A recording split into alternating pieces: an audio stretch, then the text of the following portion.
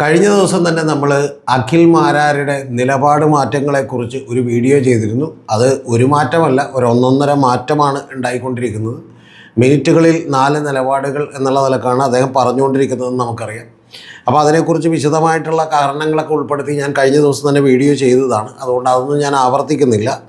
പക്ഷേ അതിന് ശേഷമാണ്, അതായത് ഇന്നലെ ഞാൻ ആ വീഡിയോ ചെയ്ത് പുറത്തേക്ക് വിട്ടതിന് ശേഷമാണ് അദ്ദേഹത്തിൻ്റെ ഒരു ഫേസ്ബുക്കിൽ എക്സ്പ്ലനേഷൻസ് വന്നത്. അപ്പോൾ അതിനെക്കുറിച്ച് കൂടി നമുക്കൊന്ന് സംസാരിക്കാതെ വയ്യ എന്നുള്ളത് കൊണ്ടാണ് ഞാൻ നിങ്ങളോട് ഈ വീഡിയോ ചെയ്തത്. അപ്പോൾ അതിൽ ഫേസ്ബുക്ക് പോസ്റ്റ് ഞാൻ വായിക്കാം.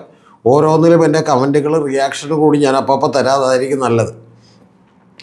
എൻ്റെ നിലപാട്, അതായത് എൻ്റെ അല്ല, അഖിൽമാരാരുടെ പോസ്റ്റാണ്. എൻ്റെ നിലപാട് ചോദ്യം ചെയ്തും പലരും വരുന്നത് കണ്ടു. അവരോട് പറയാനുള്ളത് എന്നാണ് പറഞ്ഞേക്കുന്നത്. അവരോട് പറയാനുള്ളത് എന്ന് പറഞ്ഞേക്കുന്നത്, my aim is not to be consistent with my previous statements on given question. മുൻപ് പറഞ്ഞിട്ടുള്ള ക്വസ്റ്റ്യനുകളിൽ എൻ്റെ നിലപാടുകളുമായിട്ട് കൺസിസ്റ്റൻ്റായി തുടർച്ചയായി അതേ നിലപാടിൽ തന്നെ നിൽക്കുക എന്നുള്ളതല്ല പുള്ളിയുടെ ഉദ്ദേശം. അത് നടക്കില്ലല്ലോ. കാരണം ഓന്തിനെപ്പോലും നാണിപ്പിക്കുന്ന രീതിയിൽ ഓന്ത് നമുക്കെതിരെ കേസ് കൊടുക്കും. അതുപോലെയുള്ള രീതിയിലുള്ള മാറ്റമാണ് പുള്ളി നടത്തിക്കൊണ്ടിരിക്കുന്നത്. But to be consistent with truth as it may present itself to me at a given moment. അതായത് ഇപ്പം നിലനിൽക്കുന്ന ഗിവൺ മൊമെൻറ്റിൽ, അതായത് നിലനിൽക്കുന്നൊരു മൊമെൻറ്റിലുള്ള സത്യത്തിനോടൊപ്പം ചേർന്ന് നിൽക്കാനേ പുള്ളിക്ക് താല്പര്യമുള്ളൂ. പഴയ നിലപാടുകളോടൊപ്പം താല്പര്യം നിൽക്കണമെന്ന്, കൺസിസ്റ്റൻ്റായി നിൽക്കണമെന്നില്ല എന്നുള്ളതാണ് പുള്ളി പറയുന്നത്. ഇതൊക്കെ നമുക്ക് സഹിക്കാം, ഈ വേളാങ്കിത്തരമൊക്കെ. പക്ഷെ അടുത്തതാണ് കടന്ന കൈയായി പോയത്. പുള്ളി മഹാത്മാഗാന്ധിയുടെ ഒരു കോട്ടാണ് പുള്ളി എടുത്തു വെച്ചേക്കുന്നത്. പുള്ളിനെ മഹാത്മാഗാന്ധിയായിട്ടാണ് ഉപമിച്ചേക്കുന്നത്. I am not at all concerned with appearing to be consistent. മഹാത്മാഗാന്ധിയുടെ കോട്ടാണ്. In my pursuit after truth I have discarded many ideas and learned many new things. അതായത് ഞാൻ സത്യത്തിന് വേണ്ടിയുള്ള അന്വേഷണത്തിനിടയ്ക്ക് നിരവധി കാര്യങ്ങൾ ഞാൻ ഒഴിവാക്കിയിട്ടുണ്ട്, പഴയ എൻ്റെ ചിന്തകൾ. അതുപോലെ ഞാൻ പുതിയ കാര്യങ്ങൾ കണ്ടെത്തിയിട്ടുണ്ട് എന്നുള്ളതാണ് പുള്ളി പറഞ്ഞേക്കുന്നത്. പക്ഷേ അഖിൽമാരാർ ഇവിടെ ഒരു പ്രശ്നമുണ്ട്.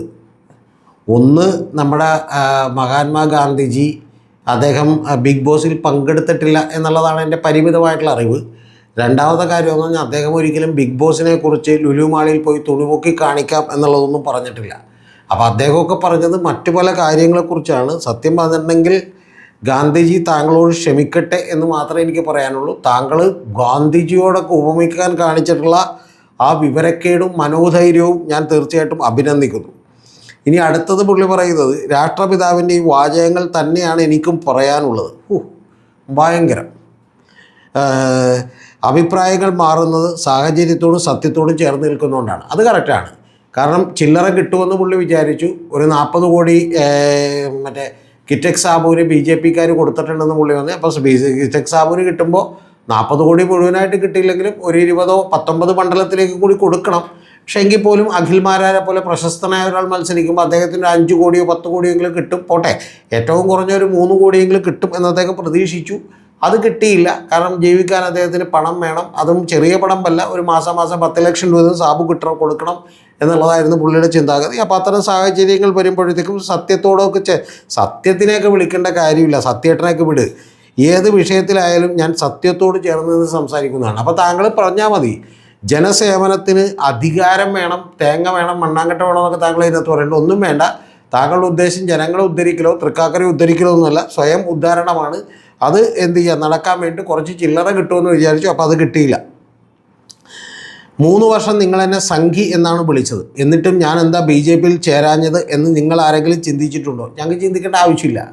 കാരണം താങ്കൾ ഏതെങ്കിലും സ്ഥലത്ത്, ഇപ്പോൾ താങ്കൾ സമാജ്വാദി പാർട്ടിയിലേക്ക്, അവരുടെ ചിഹ്നം സൈക്കിളാണ്, അതെടുത്തുകൊണ്ട് പോകാനാണ് ഉദ്ദേശിക്കുന്നതെന്ന് ഞാൻ കേട്ടു. അദ്ദേഹം സമാജ്വാദി പാർട്ടിയിൽ ചെന്ന് അഖിലേഷ് യാദവിൻ്റെ കരങ്ങളെ ശക്തിപ്പെടുത്തി, സൗത്ത് ഇന്ത്യയിലും ഈ സമാജ്വാദി പാർട്ടിയെ ശക്തിപ്പെടുത്തി. അദ്ദേഹത്തിന് 3 സംസ്ഥാനങ്ങളിലെ പ്രസിഡന്റ് സ്ഥാനം, നമ്മുടെ സുരേഷ് ഗോപി പറഞ്ഞതുപോലെ 10 MP ആയിട്ടിരുന്നാൽ മതി, വെറും ഒരു MP ആയിട്ടിരുന്നാൽ മതി.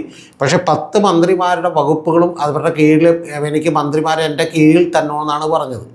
അപ്പോൾ അത്തരത്തിൽ സുരേഷ് ഗോപിയായിട്ടാണ് ഇദ്ദേഹത്തിന് കമ്പനി എന്ന് തോന്നുന്നു. ഇദ്ദേഹം പറയുന്നത് സമാജ്വാദി പാർട്ടിയിൽ ചേരുകയും പകരം കേരളം, തമിഴ്നാട്, കർണാടക, ആന്ധ്ര, തെലുങ്കാന ഇത്തരം സംസ്ഥാനങ്ങൾ പുള്ളിക്ക് കൊടുത്താൽ ഈ 5 സംസ്ഥാനങ്ങളിലും കൂടി സമാജ്വാദി പാർട്ടി വെന്നിക്കൊടി പാറിക്കും. പിന്നെ നമുക്കറിയാമല്ലോ, ഉത്തർപ്രദേശിലെ ഏറ്റവും വലിയ പാർട്ടികളിലൊന്നാണ്. അപ്പോൾ സ്വാഭാവികമായിട്ടും അവിടെ ചെന്നിട്ടുണ്ടെങ്കിൽ എന്തെങ്കിലും ചില്ലറ തടയുമായിരിക്കും എന്നാണ് പുള്ളി വിചാരിക്കുന്നത്. അവരുടെ ചിഹ്നമായിട്ടുള്ള സൈക്കിളും ഈ പറയുന്ന പോലെ പണ്ട് ജഗതി പറഞ്ഞ പോലെ ഒരു മെഗാഫോണും ഒരു സൈക്കിളും മൈക്കും എടുത്ത് പുള്ളി വിളിച്ച് പറഞ്ഞുകൊണ്ട് ആളുകളെ സംഘടിപ്പിച്ചുകൊണ്ട് അങ്ങോട്ട് ഉത്തർപ്രദേശിലേക്ക് പോകും എന്നാണ് ഞാൻ മനസ്സിലാക്കുന്നത്. പിന്നെ മത്സരിക്കാൻ ഞാൻ എന്തുകൊണ്ട് സ്വതന്ത്ര ചിഹ്നം തിരഞ്ഞെടുത്തു എന്ന് നിങ്ങൾ ചിന്തിച്ചിട്ടുണ്ടോ? പിന്നെ പാർട്ടിയില്ലാത്ത ഒരാൾക്ക് സ്വതന്ത്ര ചിഹ്നമല്ലാതെ വേറെ എന്തെങ്കിലും കിട്ടുമോ? അതവിടെ കിട്ടും. ചിന്തിച്ചാൽ മനസ്സിലാകും, ചിന്തിക്കുന്നവർക്ക് ദൃഷ്ടാന്തമുണ്ട് എന്നുള്ളതാണ് പുള്ളി പറയുന്നത്. ചിന്തിച്ചാൽ മനസ്സിലാകും അഖിൽമാരാർ നിലപാട് മാറ്റിയോ ഇല്ലയോ എന്നുള്ളത്. ഞങ്ങൾ ചിന്തിക്കുന്നില്ല. കാരണം മിനിറ്റിൽ 4 തവണ വീതം നിലപാട് മാറ്റുന്നത് താങ്കൾക്ക് വേണ്ടി ചിന്തിച്ചാൽ നമ്മളുടെ തലക്ക് ഭ്രാന്താവും. താങ്കൾ ചിന്തിച്ചാൽ മതി. താങ്കൾ ശരിക്കും പഴയ ഓരോരോ പ്രസ്താവനകളും എടുത്തു വെച്ച് താങ്കളൊന്ന് വായിച്ചു നോക്കിയാൽ താങ്കൾക്ക് തന്നെ മനസ്സിലാവും. താങ്കൾ തന്നെ ശരിക്കും പറഞ്ഞാൽ ഇത് ഏത് ലോകം എന്ന് ചോദിക്കുന്ന അവസ്ഥയിലേക്ക് എത്തും. ജനങ്ങൾക്ക് വേണ്ടി സംസാരിക്കാൻ ആഗ്രഹിച്ചും അവർക്കിടയിൽ പ്രവർത്തിക്കാൻ ആഗ്രഹിച്ചുമാണ് നിയമസഭയിൽ മത്സരിക്കണമെന്ന് ചിന്തിച്ചത്. ഓഹോ, അല്ലാതെ വർഗീയത പ്രചരിപ്പിക്കാനോ വിഭാഗീയത പ്രചരിപ്പിക്കാനോ ആയിരുന്നില്ല. മഹത്തരം, വേറൊന്നും പറയാനില്ല. തെറ്റുകളെ ചോദ്യം ചെയ്യണമെങ്കിൽ അധികാരം വേണം. അതിൻ്റെ ഒന്നും ആവശ്യമില്ല. തെറ്റുകളെ ചോദ്യം ചെയ്യാൻ അധികാരത്തിൻ്റെ ഒന്നും ആവശ്യമില്ല. ഒരു പഞ്ചായത്ത് മെമ്പർ പോലും ആകാത്ത താങ്കൾ തന്നെ ഇതിൽ ഉദാഹരണമായിട്ടുള്ള ഗാന്ധിജി എടുത്തു നോക്കും. അദ്ദേഹം ഒരു പഞ്ചായത്ത് മെമ്പർ പോലും ആയിട്ടില്ല. അതുകൊണ്ട് അധികാരമൊന്നും ആവശ്യമില്ല. പാവങ്ങൾക്ക് വേണ്ടി ഇടപെടണമെങ്കിൽ അധികാരം വേണം. അതും ആവശ്യമില്ല. പാവങ്ങൾക്ക് വേണ്ടി ഇടപെടണമെങ്കിൽ ഇപ്പോൾ അഭിജിത്ത് ദീപ്കയൊക്കെ ഇടപെട്ടതുപോലെ അല്ലെങ്കിൽ ഗാന്ധിജിയൊക്കെ ഇടപെട്ടതുപോലെയൊക്കെ ഇടപെടാവുന്ന കാര്യമുള്ളൂ. പക്ഷേ ചില്ലറ തടയണമെങ്കിലും കുറച്ച് ലേശം അഴിമതി നടത്തണമെങ്കിലും ഒക്കെ നമ്മുടെ കയ്യിൽ അധികാരം വേണം. അത് കറക്റ്റാണ്. ഭാവി തലമുറയ്ക്ക് വേണ്ടി മികച്ച കാര്യങ്ങൾ ചെയ്യണമെങ്കിൽ അധികാരം വേണം. അയ്യോ, അത്രക്കൊന്നും വേണ്ട അഖിൽമാരെ. നമ്മളിവിടെ പാവപ്പെട്ട സാധാരണക്കാരായിട്ടുള്ള തലമുറയൊക്കെ എങ്ങനെയെങ്കിലും ജീവിച്ചു പൊക്കോളും. അതിനൊക്കെ താങ്കൾ ഓർത്ത് ബുദ്ധിമുട്ടുണ്ട്. അധികാരം ദുർവിനിയോഗം ചെയ്യാനല്ല, കൃത്യമായി ഉപയോഗിക്കാനാണ് ആഗ്രഹിച്ചത്. അതൊക്കെ ആർക്കും ആഗ്രഹിക്കാം. പക്ഷെ അത് കിട്ടണ്ടേ, ജനങ്ങൾ തരണ്ടേ. നമുക്ക് തട്ടിപ്പറിച്ച് മേടിക്കാൻ പറ്റില്ലല്ലോ അഖിൽമാരെ. വിവാഹശേഷം ഭർത്താവിൻ്റെ വീട്ടിൽ നിന്നും, പിന്നെ മറ്റൊരു വിഷയത്തിലേക്ക് പുള്ളി പോവുകയാണ് കേട്ടോ. വിവാഹശേഷം ഭർത്താവിൻ്റെ വീട്ടിൽ നിന്നും മർദ്ദനമേൽക്കുന്ന മകളോട് അവളുടെ അമ്മ പറയും, നീ അവിടെ അഡ്ജസ്റ്റ് ചെയ്ത് നിൽക്കണേ എന്ന് പറയും. ഇങ്ങോട്ട് വന്നാൽ കുടുംബത്തിന് നാണക്കേടാണ്, കുറച്ചൊക്കെ നമ്മൾ പെണ്ണുങ്ങൾ അഡ്ജസ്റ്റ് ചെയ്യണം എന്ന് പറയും.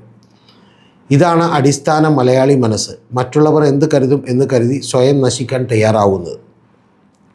എന്നെ ചതിച്ച ഒരുത്തൻ്റെയും കൂടെ അഡ്ജസ്റ്റ് ചെയ്ത് ഞാൻ നിൽക്കില്ല. അതുപോലെ എല്ലാത്തവനല്ല അഖിൽമാരാർ. അഖിൽമാരാർ മിടുക്കനാണ്. അഖിൽമാരാരുടെ പേര് മാറ്റി തിരുത്തേട്ടനോ ഓന്തുഗോപാലനോ ഒക്കെ ആക്കിയിട്ടുണ്ട്. ഏത് പേര് വേണമെങ്കിലും നിങ്ങൾക്ക് തിരഞ്ഞെടുക്കാം. ഏതാണ് നല്ലത് എന്നുള്ളത് താഴെയുള്ളവർ കമൻറ്റ് ചെയ്യും എന്നാണ് ഞാൻ വിചാരിക്കുന്നത്. പക്ഷേ ഓന്തുകളുടെ കമ്മ്യൂണിറ്റി എനിക്കെതിരെ പ്രക്ഷോഭവുമായി വരാതിരിക്കുകയും മാനനഷ്ട കേസ് കൊടുക്കാതിരിക്കുകയും ചെയ്യട്ടെ. എന്നെ ചതിച്ച ഒരുത്തന്നെ മറ്റുള്ളവർ എന്നെക്കുറിച്ച് എന്ത് പറയുന്നു എന്നുള്ളത് എൻ്റെ വിഷയമേ അല്ല. അത് എനിക്ക് മനസ്സിലായിട്ടുണ്ട്. കാരണം അങ്ങനെ വിഷയമേ അല്ല എന്നുള്ളത്. കാരണം അതുകൊണ്ടാണല്ലോ വായി തോന്നിയത് എന്തും പറയുന്നത്. എനിക്ക് ശരിയെന്ന് തോന്നുന്നത് ഞാൻ ചെയ്യും. അത് ചെയ്തു, അതിന് കുഴപ്പമില്ല. എൻ്റെ പ്രവൃത്തി മറ്റൊരാളെ വേദനിപ്പിക്കുമ്പോൾ മാത്രമേ ഞാൻ മാപ്പ് പറയൂ. സത്യം എൻ്റെ ഭാഗത്ത് തെളിഞ്ഞു നിൽക്കുമ്പോൾ പ്രകൃതി എന്നെ ഇങ്ങനെ ചേർത്ത് പിടിക്കും. പ്രകൃതിയുടെയൊക്കെ ഒരു കാര്യം, സത്യം ഏതാ നുണ ഏതാന്നൊക്കെ ആദ്യം കണ്ടുപിടിക്കണം. എന്നിട്ട് അത് കണ്ടുപിടിച്ചിട്ട് സത്യം പറയുന്ന അഖിൽമാരാർ ചേർത്ത് പിടിക്കണം.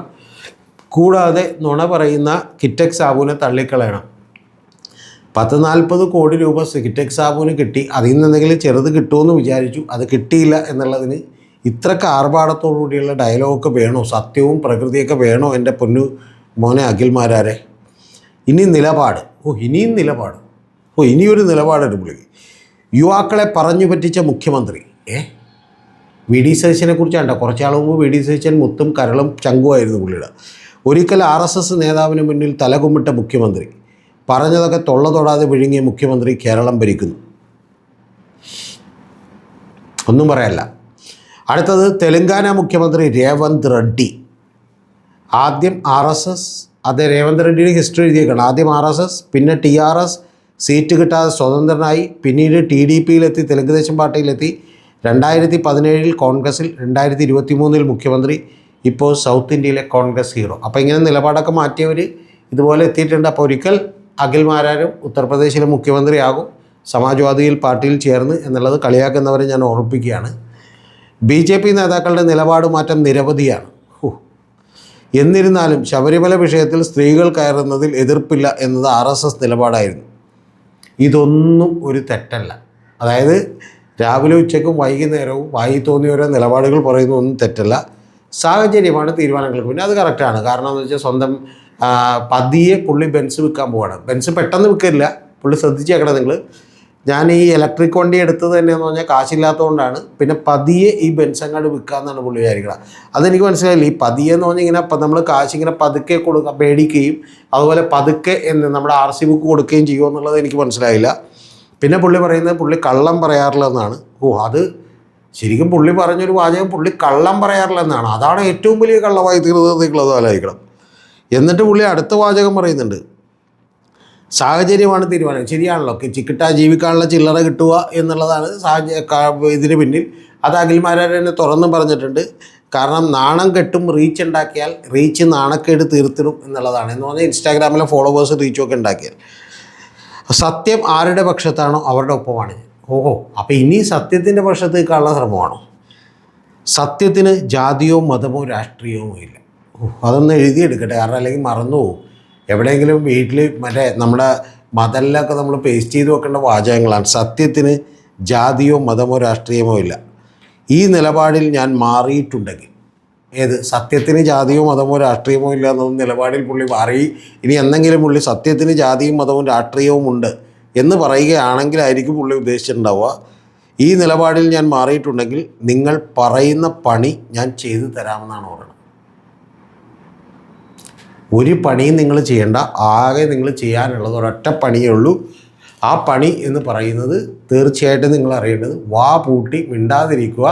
ഞങ്ങളെ പറ്റിച്ച് എന്തെങ്കിലും ചില്ലറ ഉണ്ടാക്കാനുള്ള ശ്രമം അവസാനിപ്പിക്കുക എന്നുള്ളതല്ലാതെ പുതിയൊരു പണിയും ഞങ്ങൾക്ക് പറയാനില്ല. മിസ്റ്റർ ഓന്തേട്ടൻ എന്നല്ല, തിരുത്തേട്ട എന്നുള്ളതാണ് ഞാൻ വിളിക്കുന്നത്. പിന്നെ ഞാൻ തൃക്കാക്കരയിലെ വോട്ടർമാരെ അഭിനന്ദിക്കാൻ ഈ അവസരം കൂടി ഉപയോഗിക്കുകയാണ്. കാരണം തൃക്കാക്കരയിലെ വോട്ടർമാർ അറിയേണ്ട ഏറ്റവും പ്രധാനപ്പെട്ട കാര്യമെന്ന് പറയുന്നത്, കഴിഞ്ഞ തവണ 2026 BJPയുടെയും അതുപോലെ തന്നെ 2020 പാർട്ടിയുടെയും സ്ഥാനാർത്ഥിയായിട്ട് മത്സരിച്ചിട്ട് പുള്ളിക്ക് കിട്ടിയത് 21,424 വോട്ടാണ്. ആ 21,424 വോട്ട് കൊടുത്ത ആളുകളെക്കുറിച്ച് ഓർത്ത് എനിക്ക് സങ്കടമുണ്ട്. പക്ഷേ എങ്കിൽ പോലും ചെറിയൊരു സന്തോഷം കൂടെ അതിൻ്റെ കൂട്ടത്തിലുണ്ട്. ആ സന്തോഷം എന്താണെന്ന് വെച്ചാൽ 2021 അവിടെ തെരഞ്ഞെടുപ്പ് നടന്നപ്പോൾ അവിടെ NDAക്ക്, അതായത് അവിടെ സജിയാണ് മത്സരിച്ചിരുന്നത്. അവരുടെ മണ്ഡലം പ്രസിഡൻ്റൊക്കെ ആയിട്ടുള്ള സജിയാണ് മത്സരിച്ചിരുന്നത്. സജി മത്സരിച്ചപ്പോൾ 15,483 വോട്ടുകൾ കിട്ടിയിരുന്നു. 2020 അന്ന് അവിടെ ഡോക്ടർ ടെറി തോമസ് ആണ് മത്സരിച്ചത്. അദ്ദേഹം 13,897 വോട്ടുകൾ കൂടി കിട്ടിയിരുന്നു. എന്ന് പറഞ്ഞാൽ ക്ഷമിക്കണം, ഈ രണ്ട് പേർക്കും കൂടി കിട്ടിയത് 29,380 വോട്ടാണ്. ഈ വടുകപ്പുളിയൻ വന്ന് മത്സരിച്ചപ്പോൾ എന്താണെങ്കിലും അതിൽ നിന്ന് ഒരു 9,000 വോട്ടുകൾ കൂടി കുറഞ്ഞു എന്നുള്ളതിൽ എനിക്ക് വലിയ സന്തോഷമുണ്ട്. അപ്പോൾ അത്രയും പ്രബുദ്ധരാണ് തൃക്കാക്കരയിലെ വോട്ടർമാർ എന്നുള്ളത് നമ്മൾ വിചാരിച്ചാൽ മതി.